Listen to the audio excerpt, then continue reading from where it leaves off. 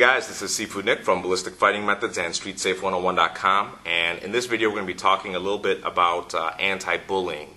And before we get started, the first thing I wanted to do was share a couple emails with you guys that I've received over the past few weeks from concerned parents who are going through some tough times with their kids. And I think that by sharing these, you can understand what's really going on. First email is from a lady who I spoke to via phone a few weeks back and advised her on some of the stuff that she's going through. And she just, over the past few days, sent me back another email giving me a little bit of an update. So here's the first email. Dear Nick, sorry to trouble you with an email like this, but I'm really not sure what to do. If you remember, my 11-year-old TJ was having troubles at school with a couple other classmates. I did as you told me to and spoke to the principal and the other parents, and for a couple weeks it even helped. Just when I thought we were in the clear, I got a call from the school nurse saying that TJ needs stitches. I'm told that TJ went to the boys' room and another boy came behind him and slammed his head into the wall, then drug him to another toilet and stuck his head in the water. It's obvious that the schools cannot stop this, and the other kids' parents can't be there all of the time. So what should I do now? I'm a single mom and I wasn't raised around boys. Is this how they are, or does this seem a little bit much? That's the first email. Okay. Second email. Dear Coach Nick, I was referred to you by so-and-so person last winter. I have a son with dyslexia who attends so-and-so high school and is now about to be a sophomore. Last school year he was picked on quite a bit. He's kind of an eccentric kid, but very well-mannered and bright.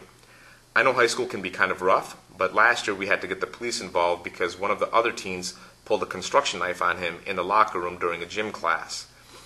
And when the police was done with that boy, his friends followed my son home and jumped him off of school grounds. School is about to begin, and we had a fun family summer. But as we approach the first day of school, my son is horrified of going back. My husband and I thought about trying a different school, but the options aren't so good. And we do not want to send that kind of message to our kids anyways. Do you have any recommendations on how to approach this? Alright, so those are the couple emails that I wanted to share with you guys, that I've received recently. And a couple things that we should realize real quick in hearing those emails is, first and foremost, we have to understand that the level of violence has changed. Okay? When I was growing up, most of the bullying problems were very simple. I mean, most of it was just a push, shove, maybe a couple punches and kicks, but everybody went home. Now, you're talking kids are going to the hospital, getting stitches, they're getting slammed into the wall, they're getting their faces put into toilets, they're having knives pulled on them, guns pulled on them. The level of violence has changed. And the reason why we point that out is because when you do talk to your kids, as adults, as teachers, or whatever, you have to address it as the situation is today. Do not refer back to what it was like when you grew up or when I grew up. Refer to it as what it is today, okay? And understand that things have escalated. It will give you a much more true approach, and it will be a lot less dismissive. The second thing that we should realize is this. It is not the school's job to parent, all right? And having the connections that we have here with teachers and with the local schools,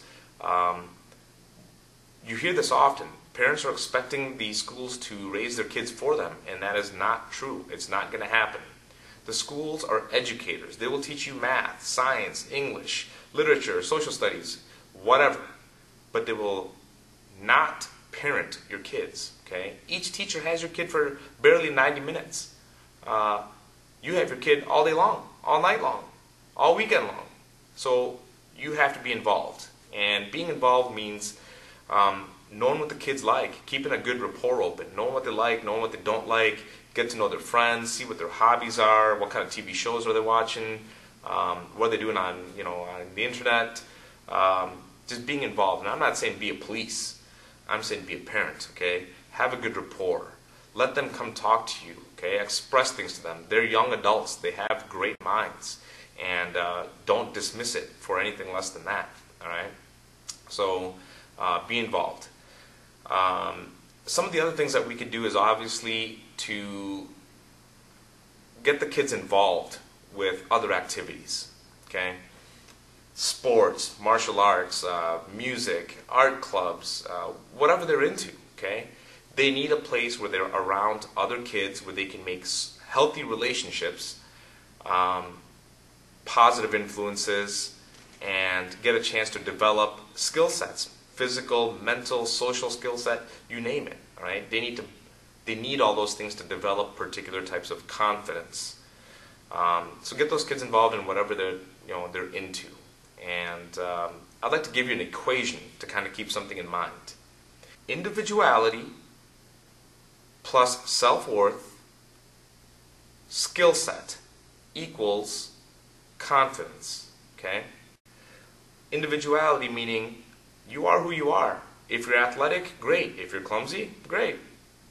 If you're musically inclined, great. If you're tone deaf, great, okay? You are who you are. You're very individual. You're unique. Everybody is unique, okay?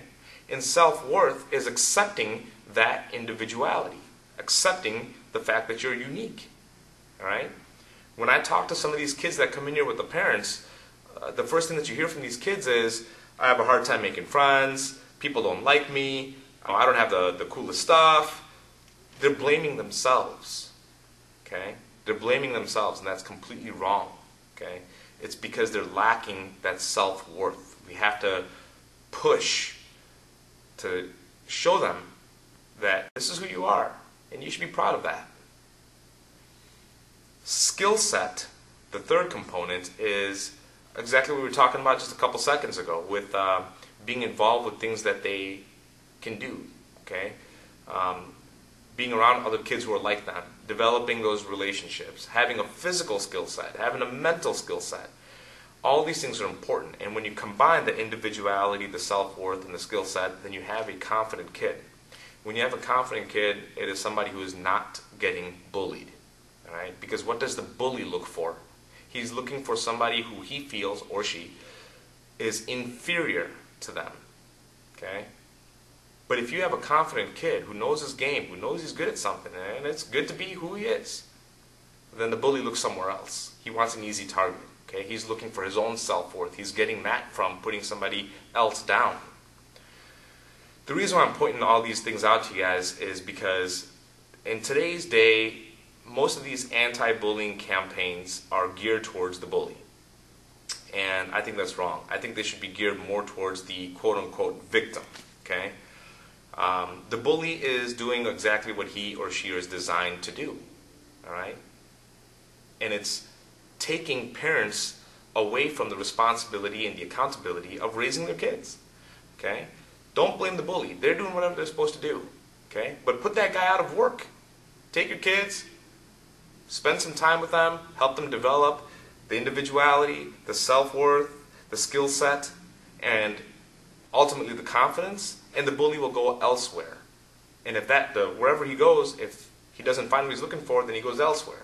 But eventually he just goes away, all right? There's nothing to be worried about anymore. He's gone. So take responsibility. Be involved with your kids' lives. Get them involved with the things that they're good at. Help them develop that individuality. Help them develop that self-worth. Help them develop that skill set. And help them be confident. I'll give you guys a little bit of a story. I remember being young, and I was having a little bit of an issue with some of the neighborhood kids. And I ran home from school one day after having a scuffle. And I told my mom about this several times, and she's just like, oh, you know, boys will be boys, that kind of thing, you know. One day she was standing in the kitchen when I ran in, and I said, Mom, this is what's going on, blah, blah, blah. She stared at me for a second, and she started rolling up her sleeves, and she said, well, you're either going to fight them or you're going to fight me. My mom's message to me was, you have to stand up for yourself. You have to develop that confidence. You have to have your own self-worth, okay? You have to address that problem on your own when it's there in front of you. Now, I'm not advocating violence, okay?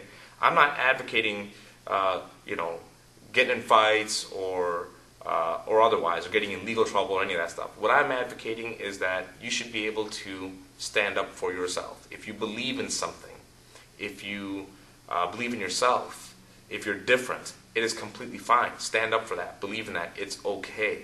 All right? And that's what we have to teach our kids in today's day and age. Sometimes that might mean you're going to have a physical engagement. So be it. It is what it is. That comes back down to that skill set.